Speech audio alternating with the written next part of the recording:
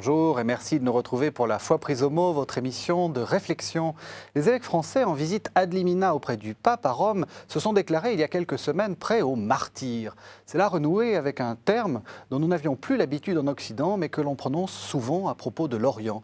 Qu'en pensez? Qu'est-ce qu'un martyr? Quel rôle a-t-il dans la foi? Y a-t-il aujourd'hui encore des martyrs?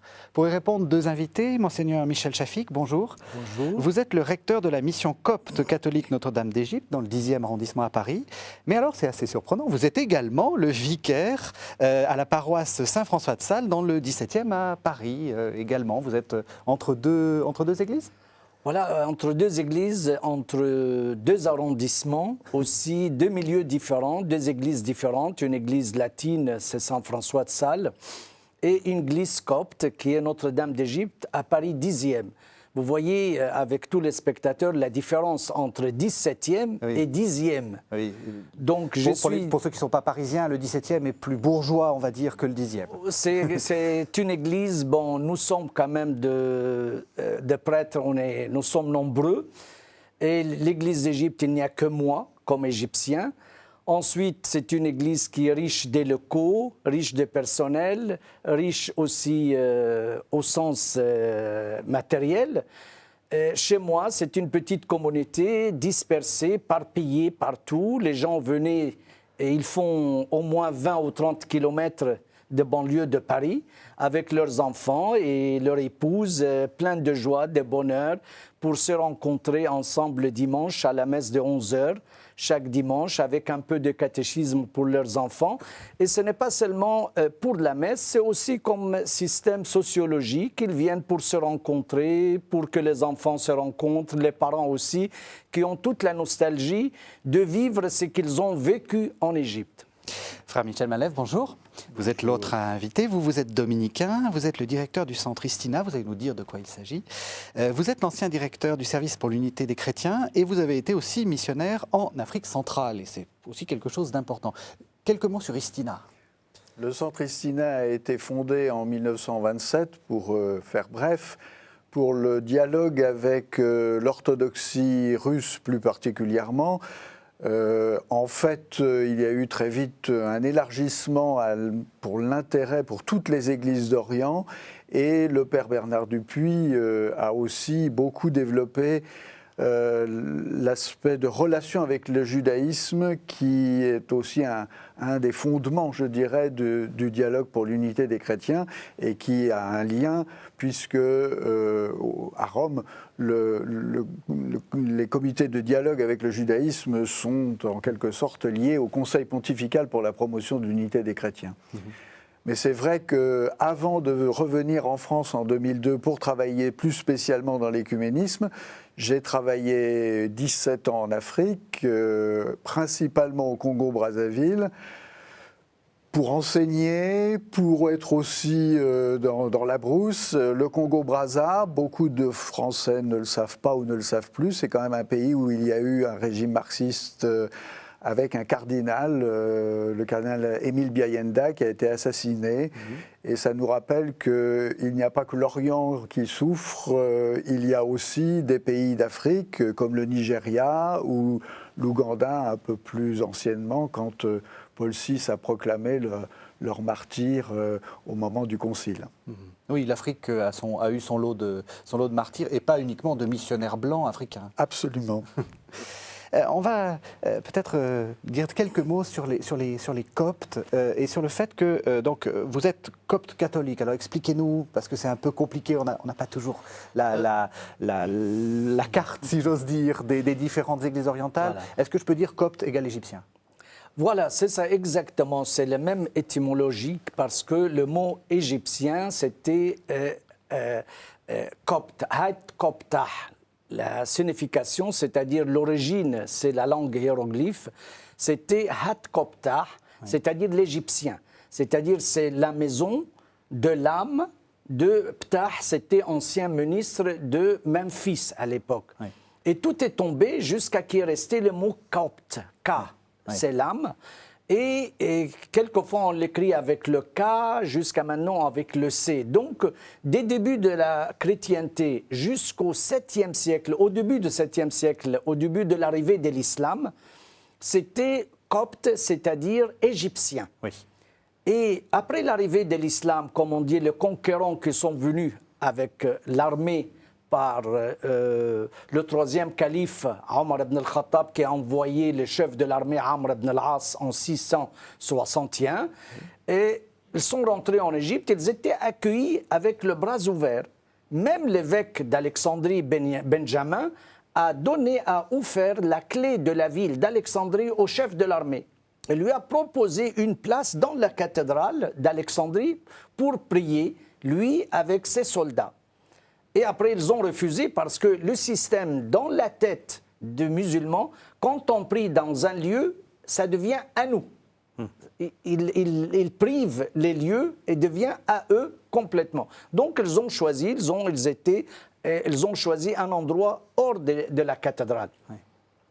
À partir de leur arrivée, le mot copte est devenu seulement pour les chrétiens, pour distinguer les chrétiens de musulmans. Donc aujourd'hui, quand on appelle quelqu'un copte, on dit il est chrétien d'Égypte. Mais il ne faut pas oublier que le copte, c'est la majorité copte orthodoxe. Oui. Nous venons maintenant, l'Église copte orthodoxe vient maintenant d'élire ou de choisir leur pape, oui, les successeurs, après le décès de pape Shenouda III. Oui. Mais nous, une petite minorité qui est restée fidèle avec l'Église catholique et qui n'était pas séparée après le schisme de 451, qu'on l'appelle de Chalcédoine, et on était avec l'Église qui dominait tout le Proche-Orient à l'époque, c'était l'Église melkite, l'Église du roi. Melek, c'est le melkite. Ça vient de l'Église du roi, oui, de l'impérial. Oui. Et on était fidèle avec le lien avec Rome. Et à partir de ça, c'était ma petite communauté qui est copte catholique. Donc nous avons notre patriarche, le patriarche Antonius Naguib, qui a été créé cardinal après les synodes des évêques d'Orient. Et malheureusement, il est malade. Nous prions pour lui, pour sa guérison. Et nous avons nos évêques, nous avons notre séminaire, nous avons deux vocations, nos religieux, religieuses aussi. Et c'est une petite communauté, c'est presque 250 000, mais c'est une communauté dynamique parce que nous travaillons dans les secteurs de l'éducation et aussi de développement avec nos hôpitaux, nos orphelinats, nos écoles. On a 175 écoles partout l'Égypte. Donc, nous sommes liés avec Rome et c'est pour cela que je suis dans une paroisse latine, Saint François de Sales, comme vicaire, là-bas avec mes confrères qui m'ont accueilli toujours avec les bras ouverts. Alors, et j'ai eu la chance, j'ai étudié aussi à Rome. Alors je vous ai invité d'abord parce que vous êtes égyptien et vous avez peut-être des choses à dire sur ce qui se passe en Égypte actuellement, mais ça, on le verra dans la seconde partie de l'émission. Mais aussi parce que l'église copte est une église de martyrs. C'est une église dans laquelle la place des martyrs est extrêmement importante dans la liturgie et dans la foi. Dès le début de la naissance de notre église, l'église d'Égypte est une église de martyrs. Et on a aussi notre calendrier. Après la persécution des Déclociens dans l'année 284, le copte était imprégné par la souffrance et le martyre. Et de cette année-là, de 284, on a notre calendrier copte, calendrier de martyrs. Oui. On a choisi cette année-là, c'est-à-dire c'est l'année de règne de Dioclétien, qui était le tyran, l'empereur, qui a juré de faire couler le sang jusqu'aux genoux. Et à partir d'aujourd'hui aussi, on utilise ce calendrier-là dans la liturgie chez nous, et aussi les paysans égyptiens utilise toutes les saisons pour le moisson, pour l'irrigation, pour tel, il utilise le calendrier copte. On a 12 mois, c'est comme on dit calendrier des martyrs. Oui. 12 mois, et chaque mois une trentaine de jours. Et il y a le 13 mois, qui est 5 jours ou 6 jours, qu'on l'appelle le mois Nessier, le mois oublié. Et le nom des 13 mois, ce sont des noms pharaoniques, des dieux pharaoniques. Alors qu'est-ce que ça fait d'être dans une église qui a autant de souvenirs de ces martyrs? Pour vous, c'est important, vous vous préparez aux martyrs, spirituellement, qu'est-ce que ça dit? On ne se prépare pas, c'est-à-dire nous vivons c'est-à-dire on ne cherche pas le martyr, on ne cherche pas de mourir, on cherche la vie. Et comme Jésus il a dit, la vie est la vie en abondance. Oui. Mais c'est-à-dire c'est des périodes, c'est des temps, des empereurs et aussi quelquefois des périodes islamiques. Nos frères n'acceptent pas notre foi. Et nous ne voulons pas refuser notre foi. Nous voulons témoigner. Et c'est ça le mot martyr en arabe s'appelle shahid. Shahid, ça vient du verbe shahada, c'est-à-dire à témoigner. Oui. Et nous sommes une église qui a témoigné de sa foi devant tous les conquérants, devant les Romains, devant les Grecs, les Romains, les musulmans. Et jusqu'à aujourd'hui, nous sommes une église, comme on peut dire, dans la terre des musulmans aujourd'hui. Et notre identité, notre vie, même notre messe, dans notre messe copte, il y a toujours le mot martyr. Si par exemple, je vous donne un exemple, par exemple dans les mémentos des saints, c'est essentiel chez nous dans la messe. On dit, souviens-toi Seigneur de tous les saints qui t'ont plu de l'origine, de nos pères, les patriarches, les prophètes et les apôtres, les prédicateurs, les évangélistes, les martyrs et les confesseurs. Oui. Et on commence, souviens-toi de tous les justes qui ont persévéré dans la foi, et tout d'abord de la bienheureuse Marie, Mère de Dieu, pleine de grâce et toujours vierge, sans oublier de Saint Jean-Baptiste, le précurseur et martyr, parce que lui aussi, il a donné son témoignage en gardant la légitimité de mariage. Et ensuite, Saint Étienne, le premier diacre et le proto-martyr, on le cite dans notre messe. Saint Marc évangéliste et martyr. Et de nos pères, Saint Athanase, qui était aussi à cause des ennemis aériens qui étaient chassés, exilés, il a souffert beaucoup. Et Saint Cyril, Saint Basile, Saint Grégoire, Saint Antoine le Grand, Saint Paul l'Ermite, Saint Pacôme, fondateur de la vie communautaire, et de toute l'Assemblée. Donc on cite ça dans notre messe chaque jour, parce que notre identité et notre vie comme Église copte imprégnée par le martyr. Frère Malèvre, vous, quand je vous ai demandé quel serait le thème qui vous intéresserait, vraiment le thème du martyr est pour vous un thème important. Pourquoi ? Qu'est-ce qui, pour vous, est si essentiel dans ce thème-là ? Je pense pour deux raisons. La première, c'est qu'il nous remet face à ce que c'est que la foi chrétienne. Je pense que le Père a évoqué la racine du mot en arabe, le mot martyr, il vient du mot grec, du verbe grec martureo, témoigner, c'est évidemment la même racine. Cela nous renvoie finalement à ce qu'est un chrétien, c'est un disciple du Christ, et donc quelqu'un en qui le témoin par excellence de Dieu, celui qui est Dieu lui-même parmi nous,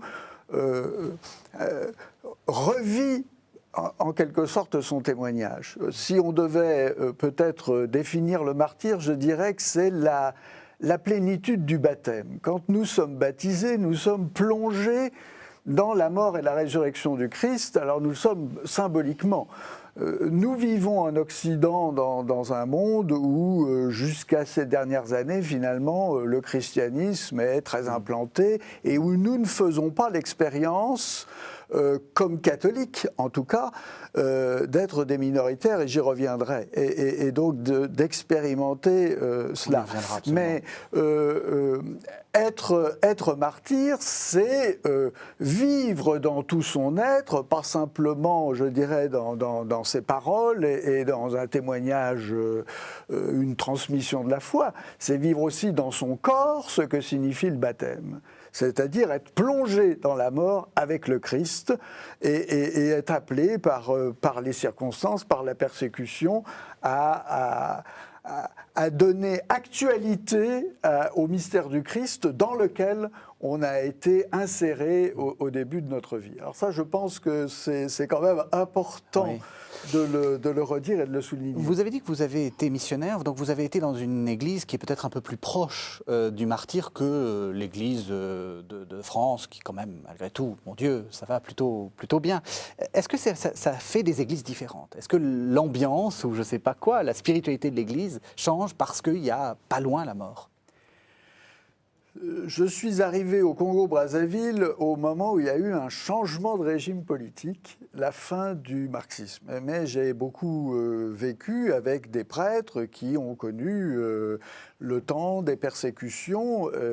Et effectivement, la difficulté de se réunir, un visage particulier parce qu'il fallait s'adapter, et puis quand même le souvenir du cardinal archevêque de Brazzaville qui avait été assassiné parce qu'il était un témoin de la liberté de la foi. Je dirais, plus largement, en Afrique, on voit beaucoup aussi la présence des églises de tradition protestante, notamment de tradition évangélique, oui. Avec beaucoup d'hommes et de femmes extrêmement généreux dans leurs témoignages, et qui nous montre aussi, dans une église qui est encore en train de naître, ce que doit être un effort de témoignage qui oblige à vivre dans des circonstances difficiles. J'ai eu personnellement à recréer des communautés chrétiennes dans le Nord Congo, dans le diocèse de Wesso. Il fallait faire 380 km en pirogue, 60 km à pied. Aucun prêtre n'avait visité des villages pendant 40 ans. Et évidemment, les conditions matérielles sont difficiles. Mais ça nous renvoie aussi au fait que ces hommes et ces femmes avec lesquels j'ai fait une expérience de fraternité me renvoyaient, j'allais dire presque, avec un peu de mauvaise conscience, à cette époque où, dans mon propre pays, la France, le catholicisme majoritaire a essayé, c'est évidemment complexe, mais de museler des confessions chrétiennes qui ne partageaient pas ce que nous appellerons, je dirais, la plénitude de la foi catholique. Ouais. Et donc, c'est important aussi de se rappeler que parmi les chrétiens qui souffrent, il y en a donc d'une part qui ne sont pas de notre propre Église catholique, qu'elle soit orientale ou occidentale, mais aussi peut-être que notre propre Église, elle a fait souffrir d'autres chrétiens.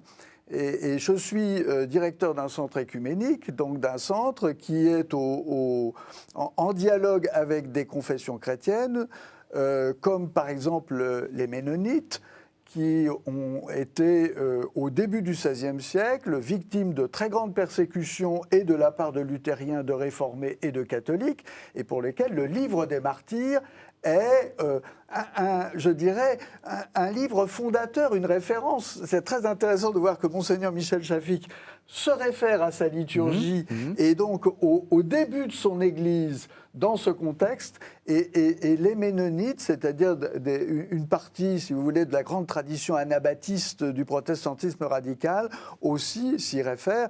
Évidemment, nous sommes en France et nous savons bien qu'entre catholiques et luthériens et réformés, il y a eu aussi des moments difficiles. Crespin, une des grandes figures du protestantisme du XVIe siècle, a écrit un livre des martyrs qui est évidemment dans une perspective apologétique, de dire, nous aussi, nous nous inscrivons dans cette continuité apostolique qui est, je dirais, le témoin que l'Église est une semence de chrétiens, une semence de martyrs. Alors on va retrouver ça dans la parole de Dieu, puisque je vous propose que nous entendions le texte qui est issu de l'Apocalypse. On est au chapitre 6, au moment de la grande liturgie au ciel, et il y a des martyrs qui crient sous l'autel. On écoute. Quand il ouvrit le 5e sceau, je vis sous l'autel les âmes de ceux qui avaient été immolés à cause de la parole de Dieu et du témoignage qu'ils avaient porté. Ils criaient d'une voix forte: « Jusqu'à quand, Maître saint et véritable, tarderas-tu à faire justice et à venger notre sang sur les habitants de la terre ?» Alors il leur fut donné à chacun une robe blanche. Il leur fut dit de patienter encore un peu, jusqu'à ce que fût au complet le nombre de leurs compagnons de service et de leurs frères, qui doivent être mis à mort comme eux. Et je vis, quand il ouvrit le 6e sceau, il se fit un violent tremblement de terre. Le soleil devint noir comme une étoffe de crin, et la lune entière comme du sang. Les étoiles du ciel tombèrent sur la terre, comme fruits verts d'un figuier battu par la tempête. Le ciel se retira comme un livre qu'on roule. Toutes les montagnes et les îles furent ébranlées. Les rois de la terre, les grands, les chefs d'armée, les riches et les puissants, tous, esclaves et hommes libres, se cachèrent dans les cavernes et les rochers des montagnes. Ils disaient aux montagnes et aux rochers, « Tombez sur nous et cachez-nous loin de la face de celui qui siège sur le trône, et loin de la colère de l'agneau, car il est venu le grand jour de leur colère, et qui peut subsister ?»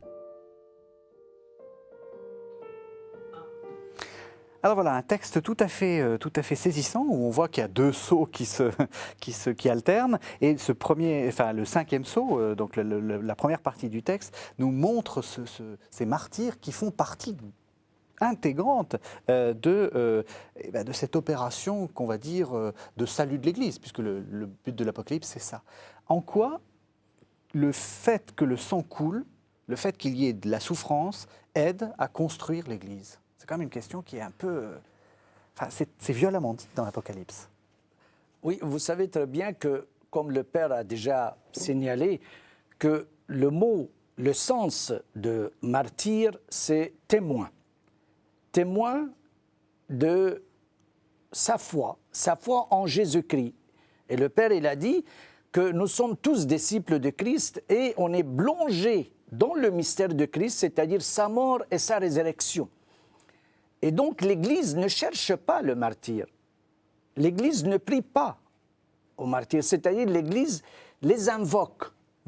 Et tous ces martyrs-là, ce sont des gens qui ont témoigné de leur foi.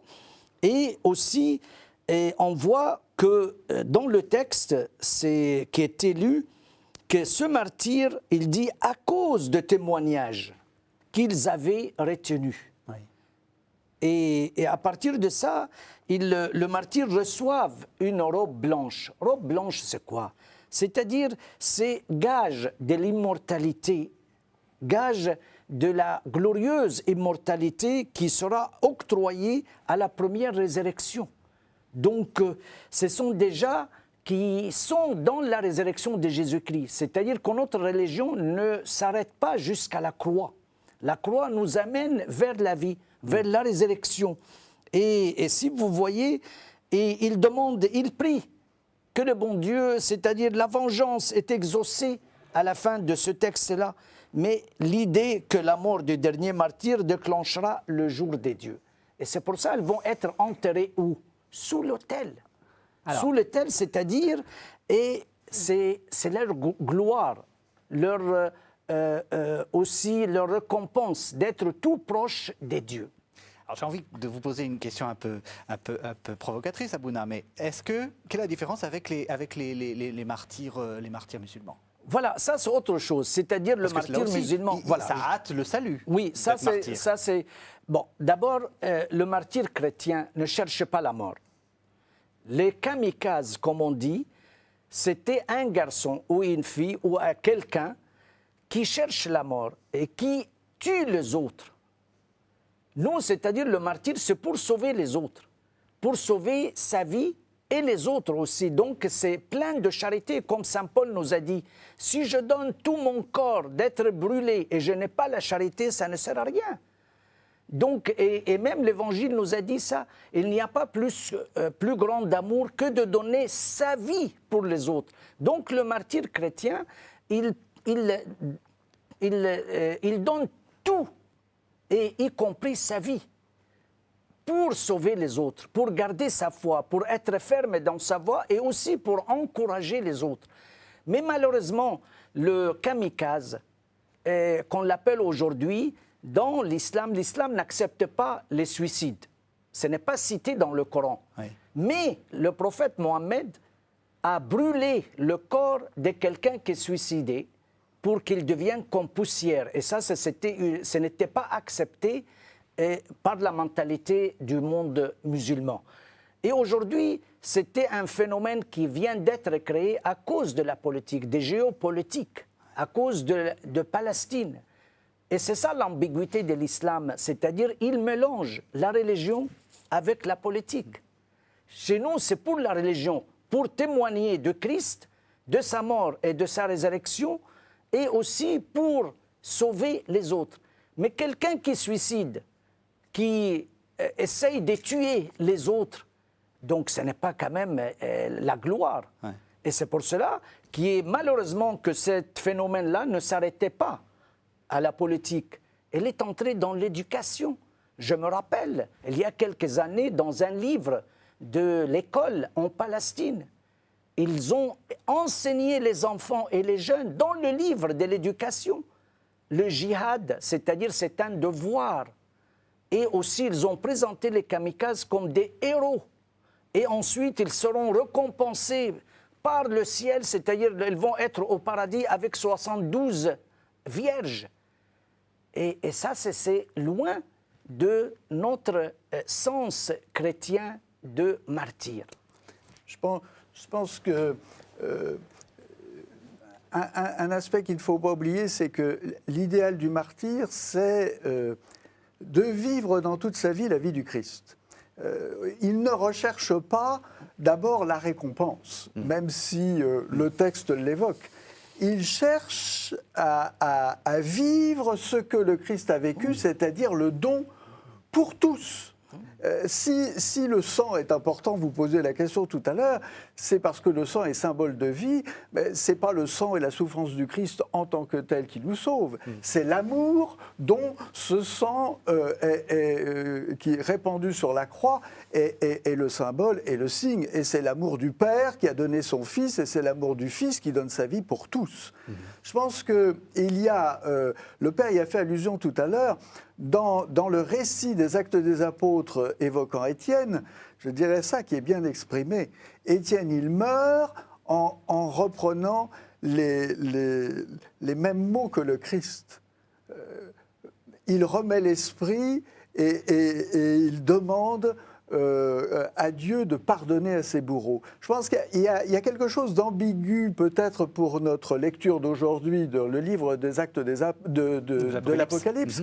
C'est qu'il y a cette notion de vengeance. Alors évidemment, c'est un genre littéraire particulier qui nous dit que finalement, la haine qui se déchaîne sur les chrétiens n'aura pas le dernier mot et que l'amour de Dieu sera vainqueur. Alors évidemment, c'est dit d'une telle façon qu'aujourd'hui, on a un peu l'impression finalement que c'est un clan qui va l'emporter sur un autre. J'aime bien ce témoignage du pasteur Niemöller, protestant, qui est mort en déportation à Dachau et qui disait qu'il priait pour qu'au moment où il allait mourir, il ne regarde pas ses bourreaux en leur disant « Dieu me donnera raison », parce que, disait-il, eux comme moi, nous avons besoin du pardon de Dieu. Ça n'est pas, on ne meurt pas en martyr comme au sens chrétien du terme, comme un fanatique qui va jusqu'au bout de ses idées en sachant qu'il a raison. On laisse finalement le Christ se donner en nous. Et le dernier mot du martyr, eh bien, il doit être le mot du pardon, parce que c'est le sens même de la mort du Christ, qui a donné son Fils pour le pardon. Donc c'est pour ça qu'on a un culte des martyrs, c'est pour comment dire, avoir de la révérence pour une attitude qui est une sorte d'imitation du Christ. Ça serait ça? C'est une actualisation du Christ, oui, dans une histoire qui se déroule et qui n'est jamais tout à fait la même, et en même temps qui donne toujours l'occasion de cela. Ce que le Père a dit, moi, ça me fait rappeler de films des hommes et des dieux. Bien sûr. Vous voyez, ça, on voit deux comportements.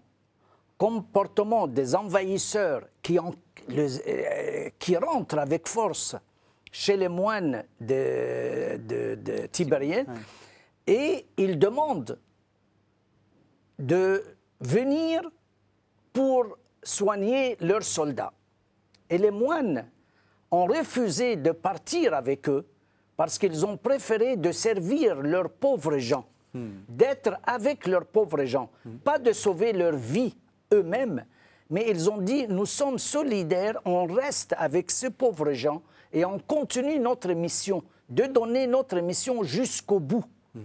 Et c'est ça la différence. Quand on voit le film, il y a des gens simples qui servent et qui travaillent au nom des dieux, de présenter le Christ dans le pauvre gens qui n'ont pas la même foi comme eux, et les envahisseurs qui viennent avec leurs armes et avec la violence. Et si, par exemple, le film a bien montré, c'est-à-dire que le moine marche, on voit les hélicoptères, l'avion qui coule et tout ça, plein de bruit, de violence, et le moine qui marche doucement avec sérénité, c'est-à-dire ils n'ont pas choisi la mort, même ils ont essayé de se cacher, et un qui était sauvé. Donc ils avaient quand même l'embarras et des difficultés. Je n'accepte pas la mort, je ne veux pas mourir. Et Jésus même, ils ont fait la même attitude de Jésus. Il a refusé la mort, il n'a pas accepté. Seigneur, éloignez ça de moi, je ne veux pas mourir, éloignez cette coupe. Mais que ta volonté soit faite. Et dès que la décision était prise, ils ont marché doucement, sereinement, vers, comme on dit, vers l'inconnu qui était maintenant la disparition. Et ça montre quand même, et je me rappelle de la dernière phrase qui était dite, je ne sais pas, par Michael Landal, ou quelqu'un d'autre, il a dit, le martyr, ce n'est pas celui qui tue, mais le martyr, c'est celui qui donne sa vie pour sauver les autres. Et c'est ça qui est beau. Et c'est l'occasion de rappeler aussi la prière de Christian de Chergé quand un adieu s'annonce aussi et qui rêve finalement de cette communion avec ces musulmans qui seront peut-être ce musulman qui sera peut-être celui qui le tuera. Et au fond, voilà. Le martyr n'est pas celui qui a raison contre d'autres et qui exclut d'autres de la communion. Il est celui qui donne sa vie avec le Christ pour être avec tous, y compris au mystère, ceux qui lui font violence. Et c'est ça chez nous, c'est-à-dire chez nous en Égypte. On dit on souffre. Il n'y a pas le mot persécution. Nous ne sommes pas persécutés, comme on dit, c'est une méthode bien préparée. Mais on souffre. On souffre beaucoup parce que nous sommes chrétiens.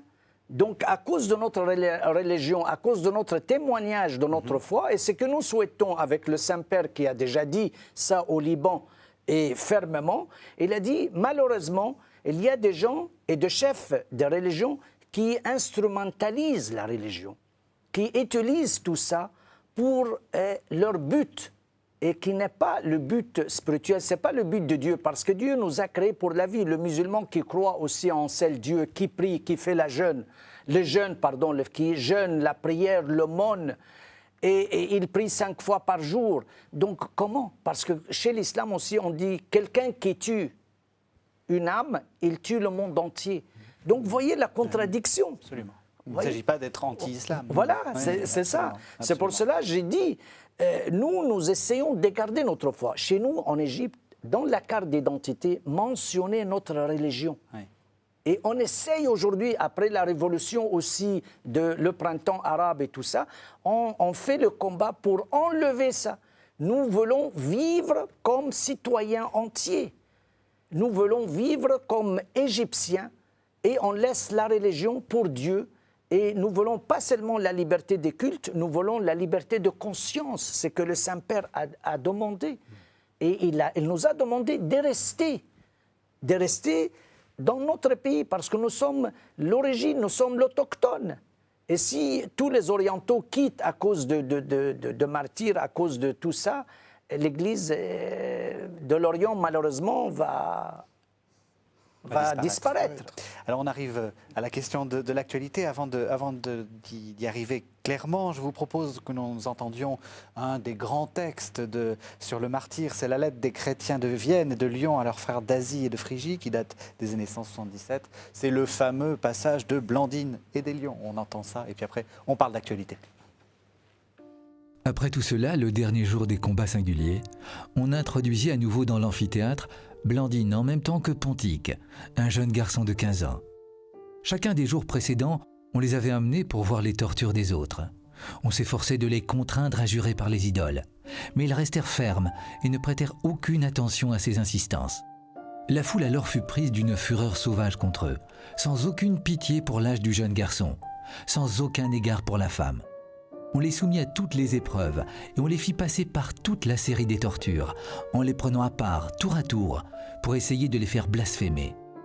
On ne put y réussir. Pontique était soutenu par sa sœur, et les païens eux-mêmes voyaient que c'était elle qui l'encourageait et l'affermissait. Quand il eut généreusement supporté toutes sortes de tortures, il rendit l'âme. La bienheureuse Blandine, la dernière de tous, comme une noble mère, qui après avoir encouragé ses enfants, les a envoyés en avant victorieux vers le roi, subissait à son tour la rigueur de tous les combats soutenus par ses enfants. Maintenant, elle se hâtait de les rejoindre, heureuse et rayonnante de joie à cause de ce départ, comme si elle était conviée à un repas de noces et non pas livrée aux bêtes. Après les fouets, après les bêtes, après le grill, on finit par la jeter dans un filet et l'exposer ainsi à un taureau. Bien des fois projetée en l'air par cet animal, elle ne s'apercevait même plus de ce qui lui arrivait, absorbée qu'elle était dans l'espérance et l'attente de sa foi, et dans son entretien avec le Christ. On l'égorgea, elle aussi, et les païens eux-mêmes reconnaissaient que jamais chez eux une femme n'avait supporté autant de pareils tourments.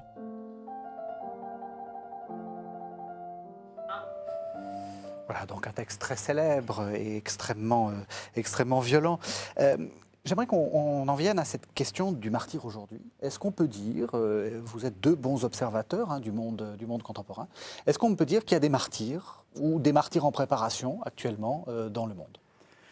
Vous avez un certain nombre d'organismes qui sont des observatoires de la persécution et qui insistent sur l'augmentation, que ce soit l'aide à l'Église en détresse ou la porte ouverte dans le réseau évangélique avec l'index qu'il publie chaque année, qui le montre bien.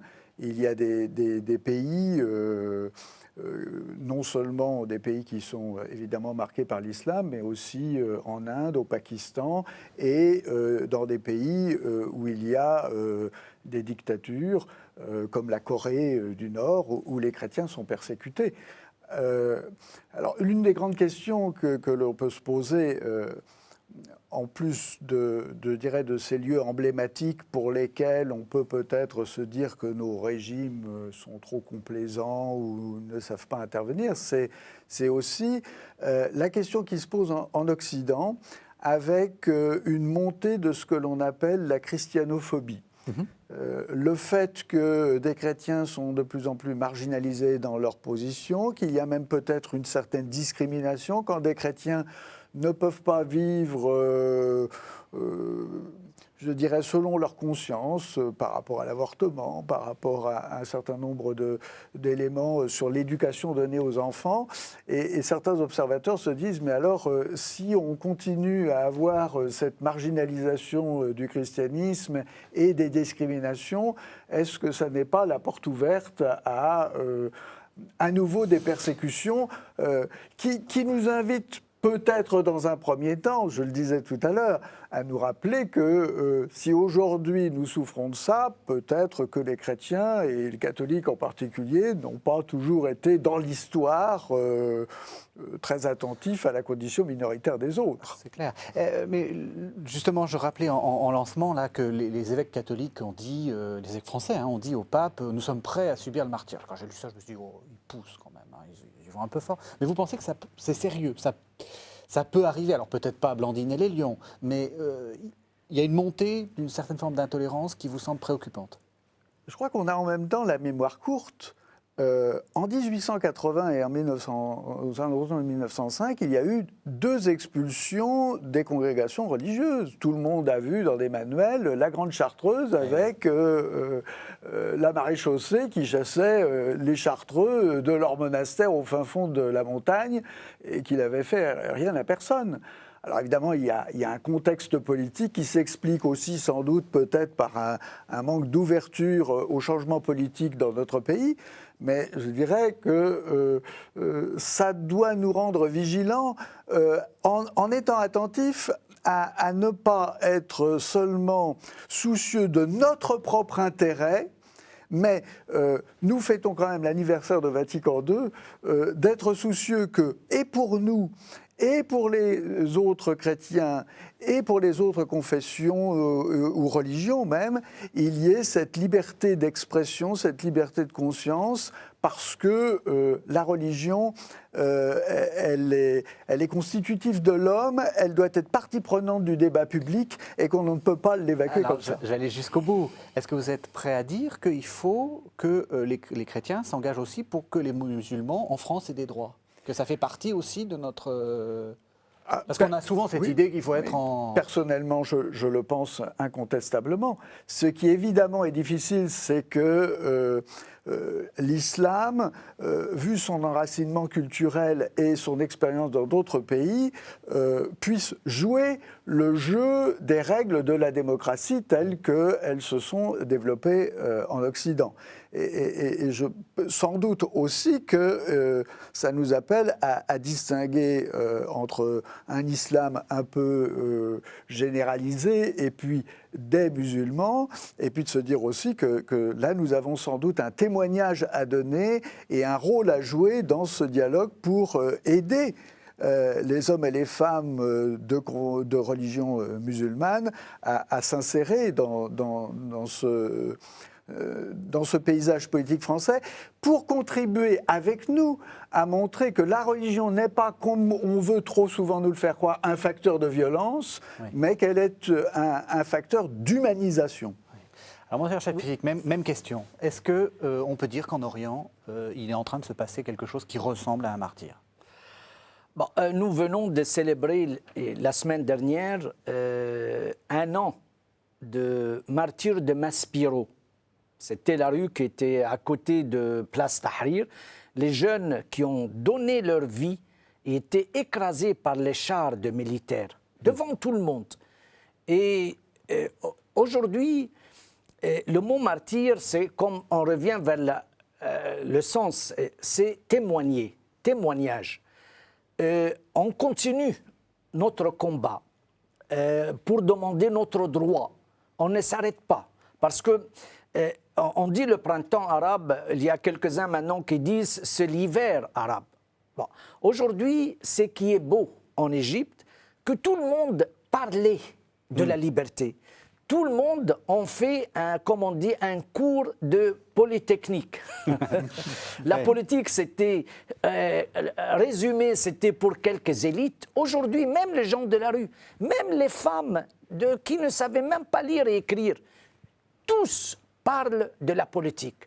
Et tous essayent de voter et de jouer leur rôle comme il faut. Parce qu'avant, c'était limité, lié par le représentant de l'Église et la politique, les gens du pouvoir. Aujourd'hui, les jeunes même ont refusé la demande de Pape Chenouda. Quand il a demandé que les jeunes rentrent, ils ont dit non, vous êtes Saint-Père, vous restez pour l'Église et pour la spiritualité. Et nous, c'est pour nous la politique. Donc, aujourd'hui, on commence un peu de mettre la politique d'un côté et la religion de l'autre côté. Alors, il faut se battre. Il faut quand même vivre la démocratie. Vous avez payé très cher, 200 ans peut-être pour avoir le statu quo aujourd'hui, votre situation. Pour nous, c'est un apprentissage. On va payer très cher. Mais on essaye, comme Église, de consolider, de dire à nos fidèles, restez fermes, parce qu'il y a aussi la faiblesse, il y a aussi la fragilité, il y a aussi la dépression. Pour éduquer ses enfants dans une société musulmane qui va appliquer la loi islamique, c'est très difficile. Pour avoir un prêt, pour avoir un travail, pour avoir un logement, tout ça, ça demande vraiment un effort immense. C'est combat d'un combattant, c'est-à-dire c'est guerre pour qu'on arrive, parce qu'il y a beaucoup. Donc aujourd'hui, on essaye de témoigner. Je crois si les évêques ont dit au Saint-Père, nous sommes prêts d'arriver jusqu'au martyr, c'est-à-dire de témoigner, d'évangéliser, parce que nous sommes dans l'année d'évangélisation. Vous voyez ici, sous prétexte de la démocratie, nous ne payons chez nous en Orient. Parce qu'on ne peut pas, c'est-à-dire sinon les gens vont dire vous souffrez tout le temps, vous êtes stigmatisés par le martyr et vous êtes tellement triste, douloureuse. Non, nous ne sommes pas tristes. Nous sommes contents et nous voulons vivre dans notre pays. Je ne veux pas quitter le pays où il y a ma famille, où il y a mon travail, où il y a le soleil, où il y a la gaieté, où il y a la mer, il y a le sable, il y a tout. Et mon histoire, que je viens ici, dans mon pays d'origine, je suis étranger à cause de ma religion, et je viens ici en Occident, je suis étranger à cause de ma langue, de ma gueule, pardon, de tout ça. Vous voyez, je veux rester chez moi et je veux vivre ma foi avec beaucoup de liberté.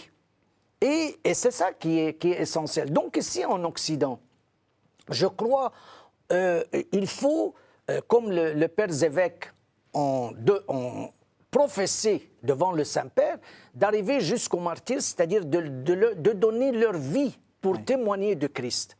Beaucoup de banlieues sont prêtres. Beaucoup de banlieues gérées par les imams. Et ça, c'est une immense erreur. Parce qu'on a cédé ces banlieues-là. Il n'y a pas ni église, ni prêtre. Les jeunes ne voient que leur imam.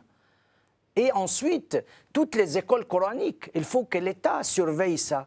Tout ce qui se passe. On a beaucoup de jeunes dans les difficultés, c'est-à-dire universitaires, qui se convertissent à l'islam sans savoir, sans connaître qu'est-ce que ça veut dire l'islam. Alors il ne faut pas vivre dans les illusions. C'est-à-dire il y a beaucoup de musulmans qui sont ouverts, beaucoup de musulmans éclairés, beaucoup de musulmans sont modérés, qui n'acceptent pas ce petit kamikaze ou ce petit djihadiste qu'on l'appelle, qui pense avec beaucoup de haine de se venger pour libérer le territoire occupé ou faire convertir les infidèles, ou par exemple quand il y a danger de la Oumma islamique. Voilà mais le djihad, c'est un devoir musulman qui est en deux parties, djihad saghir et djihad kibir. Saghir, c'est-à-dire, c'est la spiritualité. Je dois faire un effort pour que le musulman s'approche plus à Dieu. Et le kibir, c'est la guerre sainte. Et malheureusement, aujourd'hui, c'est le sens de djihad de la guerre sainte qui est maintenant utilisé avec quelques djihadistes qui essayent de déranger le monde entier et de montrer la violence. Et ce n'est pas ça ce qu'on souhaite partout.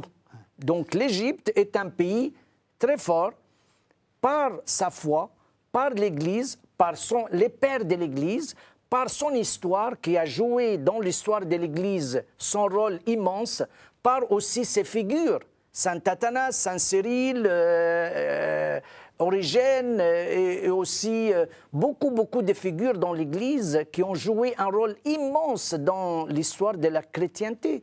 Tous les consuls qui étaient œcuméniques, qui étaient présidés par Saint Athanas pour la divinité de Jésus-Christ et aussi Saint Cyril pour la maternité divine de la Sainte Vierge Marie et l'école d'Alexandrie. Donc nous, les Égyptiens, nous voulons vivre et continuer à vivre notre foi en Jésus-Christ, notre appartenance à lui, et ensuite de continuer notre rôle aussi dans l'Église universelle et dans le monde entier.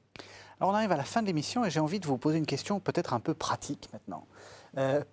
Beaucoup de téléspectateurs là sont sans doute frappés de ce que vous dites et se disent qu'est-ce qu'il faut faire Qu'est-ce que vous conseilleriez, alors, au point de vue peut-être de notre Église franco-française, peut-être en lien avec les Églises orientales, qu'est-ce qu'on doit faire?